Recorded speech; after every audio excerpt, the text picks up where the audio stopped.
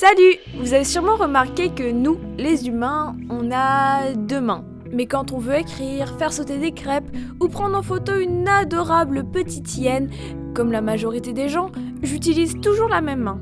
Moi, c'est la droite. C'est étrange parce que ma main gauche est physiquement tout à fait identique à l'autre, mais c'est une catastrophe quand j'essaie de m'en servir vraiment. Et on n'est pas les seuls.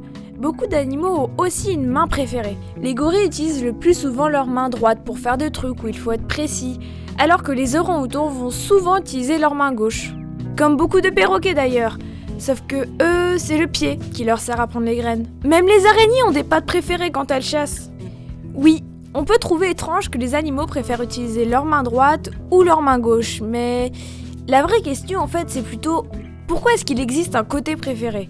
Une autre façon de le dire c'est avoir une bonne main est pratique, pourquoi pas les deux ? C'est probablement lié à l'efficacité. Les vertébrés ont un cerveau divisé en deux côtés plus ou moins indépendants, spécialisés dans diverses fonctions et contrôlant étrangement la partie opposée de notre corps. Ça veut dire que pour écrire votre nom, les neurones de votre hémisphère gauche vont envoyer les messages nerveux qu'il faut à votre main droite. Fabriquer ce circuit de commande très précis entre les neurones et les muscles, c'est pas simple. Ça demande beaucoup d'énergie et beaucoup d'entraînement pour écrire correctement. Genre, pas comme Monsieur Neveu. Si on voulait en faire autant avec l'autre main, il faudrait encore dépenser de l'énergie et du temps pour le faire. C'est plus efficace de ne créer qu'un seul circuit pour l'écriture. L'autre avantage, c'est que plus on utilise un circuit, plus les connexions entre les neurones s'améliorent.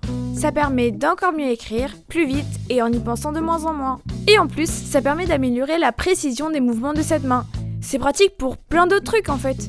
Cette théorie de l'efficacité est toujours discutée. Mais ce qui ne l'est pas, c'est que chez beaucoup d'animaux, clairement, avoir une bonne main donne un avantage. Quand des scientifiques font un test de recherche de nourriture à deux groupes de perroquets, un des deux groupes ayant une préférence pour un côté mais pas l'autre, ceux qui sont bons d'un seul côté récoltent 2 fois plus de graines que les ambidextres. Et c'est encore pire quand il faut faire des trucs encore plus difficiles, précis, avec de la coordination. Et vous savez quoi ? C'est pas vraiment le fait d'avoir une patte meilleure que l'autre qui comptait, c'est que la deuxième patte avait quelque chose d'important à faire. Comme quand on pose son autre main sur le papier pour qu'il ne bouge pas quand on écrit. Et c'est pareil avec les photos. C'est vrai que c'est juste un rôle secondaire, mais important. Et pour le faire bien, et oui, il faut également des circuits spécialisés à développer et entraîner. En fait, notre mauvaise main n'est peut-être pas si mauvaise que ça.